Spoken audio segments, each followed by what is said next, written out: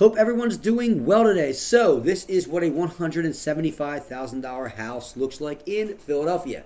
We're going to take a little tour of this 2-bedroom, 1-bath, and while we're doing that, we're going to break down the numbers to see what a house like this will cost us on a monthly basis, because that's what everyone wants to know, how we can factor this into our monthly budget. So, not a bad little house. You have forced hot air, newer windows, newer floors, drywall, lighting, overall pretty modern. Full disclosure, I own this particular house and have done the research to determine that if I sold this house at this time, about $175,000 is what I get. Could be a little off, could be 170, right? But not a big deal. All right, so what is the research that I did exactly? A simple way to figure this out is to look at houses in the same area that are the same size, same bathroom count, bedroom count, and simply see what they sell for. Always look for houses that have already sold and not houses still for sale.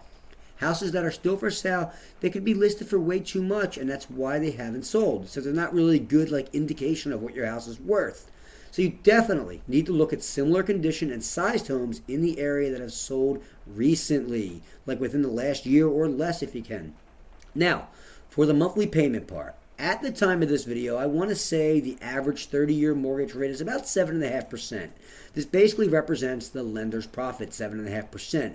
If you were to buy this house at $175,000, and let's say you put down only 3%, which is basically the least I think you can put down, that'll leave you with a mortgage of $169,750. Now, you can find any mortgage calculator online and see that this results in a monthly payment of $1,186.92 for the payment of the principal and the mortgage, right? But there's other things like PMI that can be added to this. But for simplicity's sake today, we're not going to talk about PMI. And at the end of this, I'm going to link to a video explaining what PMI is if you're interested. But there are some things we need to talk about.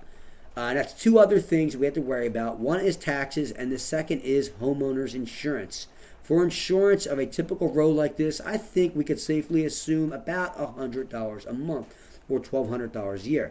Now that brings our payment up to $1,286.92, right? $100 more than what we had earlier. For taxes, every area is going to have a different way to calculate this. For Philadelphia, it's actually quite simple. This house has an assessment of $162,000, which is actually pretty close to the sales price I think I'd get. Not too far off, 175, 162, right? Philadelphia literally just takes 1.3998, which I'll round to 1.4% of that assessed value. Think like when you buy something for sales tax. We just take 1.4% of that, right?